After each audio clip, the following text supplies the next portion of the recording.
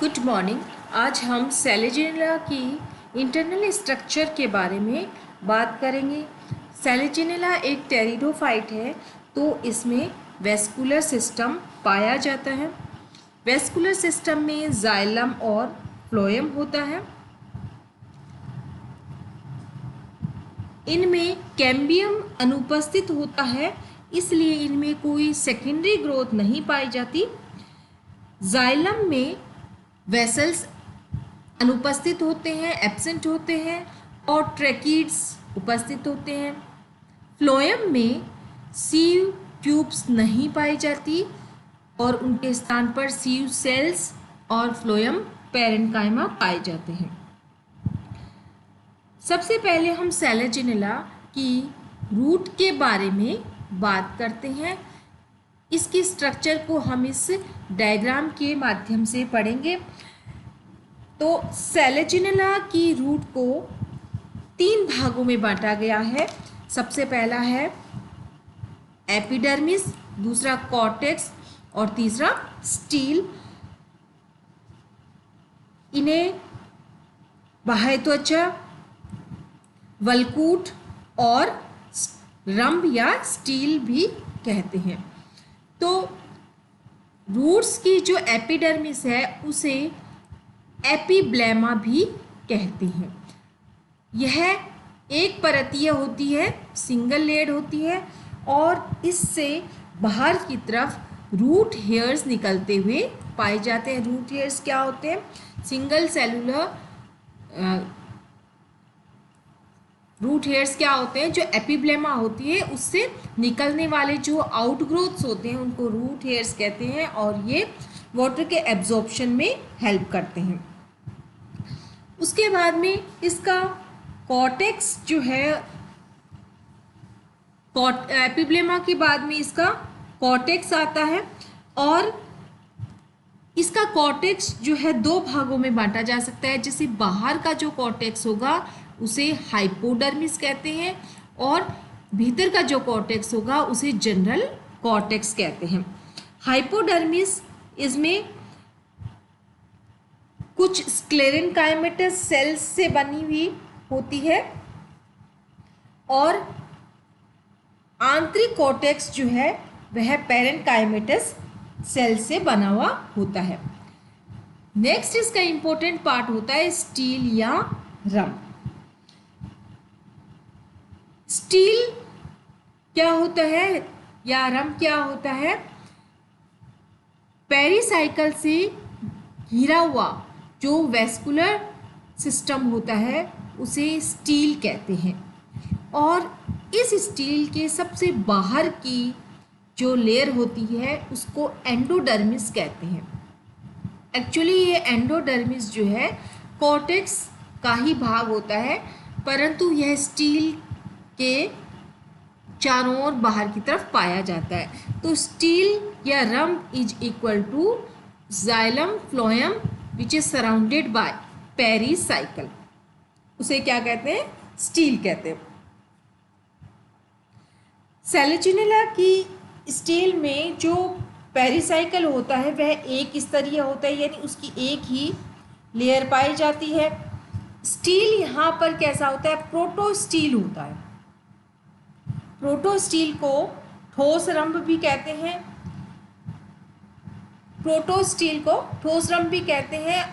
Proto steel का अर्थ ये है कि इसके सेंटर में जाइलम होता है, और वह जाइलम जो है फ्लोएम के द्वारा सराउंडेड रहता है।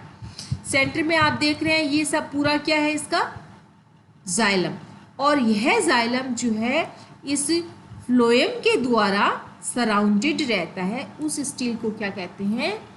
प्रोटो स्टील कहते हैं, और यह सबसे सिंपल और आदिम प्रकार का स्टील होता है। यहाँ पर एक बात आपको ध्यान रखनी है कि जाइलम आप देख रहे हैं 2 प्रकार की है, एक तो प्रोटो स्टील है और दूसरा जाइलम यहाँ पर 2 प्रकार की है, प्रोटोजाइलम और दूसरा मेटाजाइलम।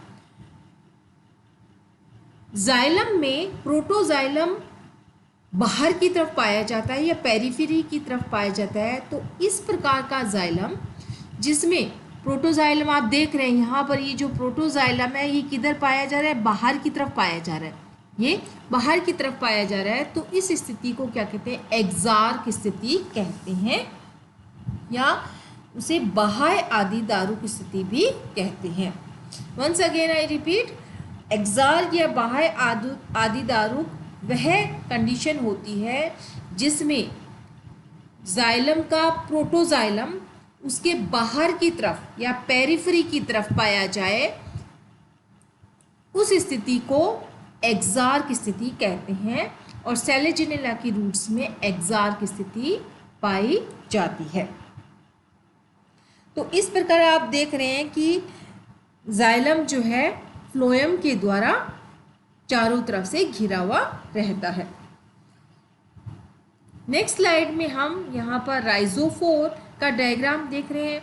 राइजोफोर और रूट्स का स्ट्रक्चर लगभग जो है समान प्रकार का होता है। यहाँ पर एक अंतर आप देख रहे हैं कि राइजोफोर में रूट हेयर्स नहीं पाए जा रहे, और इसलिए इसकी बाहर की जो आवरण होता है उसको एपिडर्मिस कहते हैं।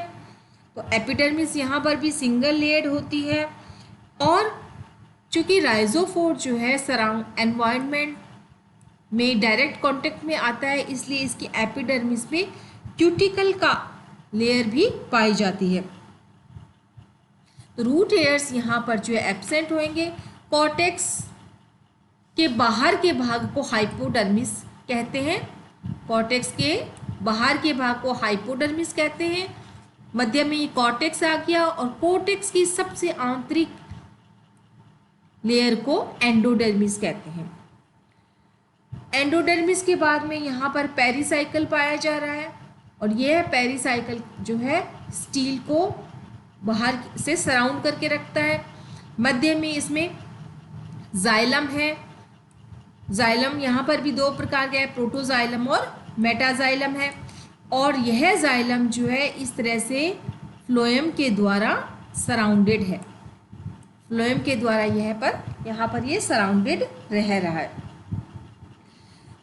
प्रोटोजाइलम और मेटाजाइलम में क्या अंतर होता है, तो प्रोटोजाइलम में जो थिकनिंग होती है वह एनुलर या वलयाकार और सर्पिल प्रकार की होती है, जबकि मेटाजाइलम में थिकनिंग सीढ़ीनुमा या स्क्लेरी फॉर्म होती है।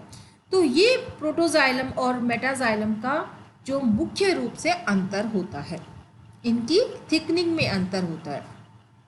प्रोटोजाइलम में थिकनिंग कौन सी होगी, एनुलर प्रकार की, और मेटाजाइलम में थिकनिंग कैसी होगी, स्क्लेरी फॉर्म प्रकार की होगी।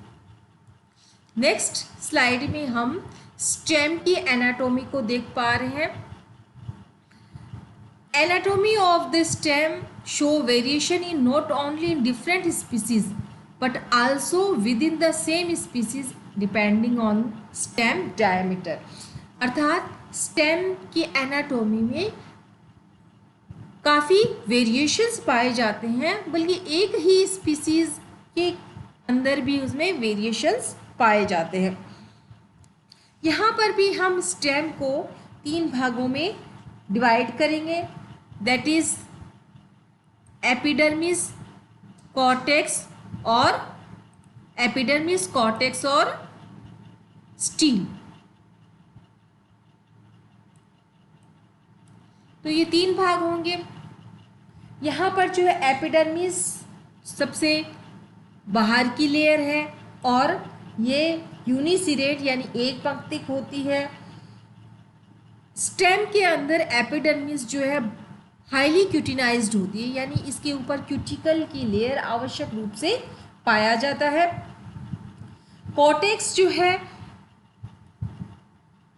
उसको यहाँ पर 2 भागों में पुनः बांटा गया है। बाहर की तरफ जो है हाइपोडर्मिस, और अंदर की तरफ जो है जनरल कॉर्टेक्स बांटा गया है। कॉर्टेक्स की सेल्स में इंटरसेलुलर स्पेसेस आप देख रहे हैं बिल्कुल नहीं पाए जाते। कॉर्टेक्स के बाद में जो है हम कहते हैं कि कॉर्टेक्स की सबसे अंदर की जो सेल्स होती है, अंदर की जो लेयर होती है, उसे क्या कहते हैं, एंडोडर्मिस कहते हैं। यहाँ पर एंडोडर्मिस कुछ विशेष संरचनाएं बनाती हैं जिसको ट्रेबिकुलाए कहते हैं। ट्रेबिकुलाए कहते हैं, यानी ये जो ट्रेबिकुलाए है ये किससे बनती है, एंडोडर्मल सेल से बनती है, क्योंकि इन ट्रेबिकुलाए के ऊपर कुछ थिकनिंग्स पाई जाती है, बैंड आकार की थिकनिंग्स पाई जाती है, और इन थिकनिंग को कैस्पेरियन पट्टिकाएं कहते हैं। तो इससे यह पता चलता है कि ट्रेबिकुलाए अंतस्त्वचा या एंडोडर्मिस से ही बनी हुई होती है। इस चीज़ को हम रिपीट कर लेते हैं। स्टेम में बाहर की तरफ एपिडर्मिस पाई जाती है, एपिडर्मिस से भीतर की तरफ क्या होगा, कॉर्टेक्स होगा। कॉर्टेक्स को आप 3 भागों में बांट सकते हैं, बाहर की तरफ हाइपोडर्मिस, मध्य में कॉर्टेक्स और भीतर की तरफ इसकी एंडोडर्मिस लेयर। स्टेम में यहाँ पर एंडोडर्मिस क्या बनाती है, ट्रेबिकुलाए बनाती है। तो ट्रेबिकुलाए के इस तरह से पाए जाने के कारण इसमें कुछ आप देख रहे हैं एयर स्पेस बन जाते हैं। यहाँ पर ये क्या बन जाते हैं, इसमें एयर स्पेस बन जाते हैं। एंडोडर्मिस के बाद में स्टील को चारों तरफ से घेरे रहने वाली परत को क्या कहते हैं, पेरिसाइकल, और इसको परिरंभ भी कहते हैं। परिरंभ का अर्थ है रंभ के चारों ओर पाई जाने वाली आवरण को क्या कहते हैं, परिरंभ कहते हैं। पेरिसाइकल के भीतर क्या होगा, इसका स्टील होगा। तो यहाँ पर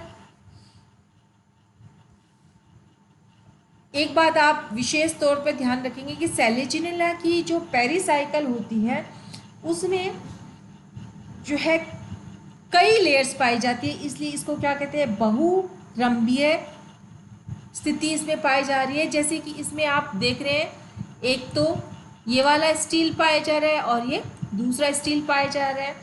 तो इस प्रकार की स्थिति को क्या कहते हैं, पॉलीसाइक्लिक स्टील या पॉलीस्टिलिक कंडीशन भी कहते हैं।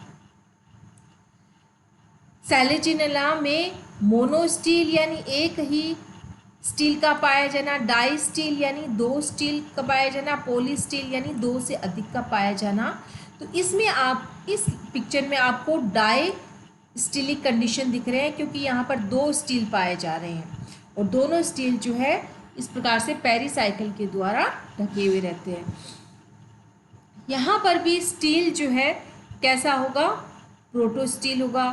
प्रोटोस्टील का मतलब है कि इसमें बीच में ये वाला जाइलम होगा, बीच में जाइलम, और यह जाइलम जो है इस तरह से फ्लोएम के द्वारा चारों ओर से घिरा हुआ रहता है। जाइलम 2 प्रकार के होते हैं, प्रोटोजाइलम और मेटाजाइलम। प्रोटोजाइलम जो है इनमें बाहर की तरफ पाए जा रहे हैं, और मेटाजाइलम आप देख रहे हैं बड़ी सेल्स जो ये दिख रही है, मेटाजाइलम भीतर की तरफ पाए जाते हैं। तो इस स्थिति को आप क्या कहते हैं, एक्सार्क स्थिति कहते हैं। लेकिन इनमें कुछ स्पीसीज में मिजार्क स्थिति भी पाई जाती है, यानी प्रोटोजाइलम जो है मध्य की तरफ भी पाया जा सकता है। नेक्स्ट स्लाइड में हम लीफ की इंटरनल स्ट्रक्चर को देख पा रहे हैं। इसमें लीफ जो है वो 2 प्रकार के एपिडर्मिस, एक अपर एपिडर्मिस और एक लोअर एपिडर्मिस से चारों तरफ से घिरा रहता है। एपिडर्मिस के बीच में मीजोफिल टिश्यू होता है। मीजोफिल सामान्यतः 2 प्रकार का होता है, पैलिसेड और स्पंजी। लेकिन यहाँ पर जो है एक ही प्रकार का पाया जाएगा, यानी पैलिसेड और स्पंजी सेल्स जो है अलग अलग नहीं पाई जाती। जो मीजोफिल की जो सेल्स होती है उनमें आप देख रहे हैं बीच बीच में इस तरह से एयर स्पेस पाए जाते हैं, और यहाँ पर आप देख रहे हैं कि इसका वेस्कुलर सिस्टम इसका पाया जाता है, बीच में इसके वेस्कुलर टिश्यू पाए जाते हैं, और ये वेस्कुलर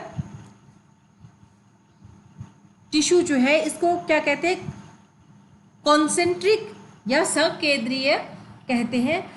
और इस स्थिति को एम्फीक्राइबल भी कहते हैं, यानी दारू केंद्र की। दारू का मतलब होता है जाइलम, जाइलम को दारू भी कहते हैं।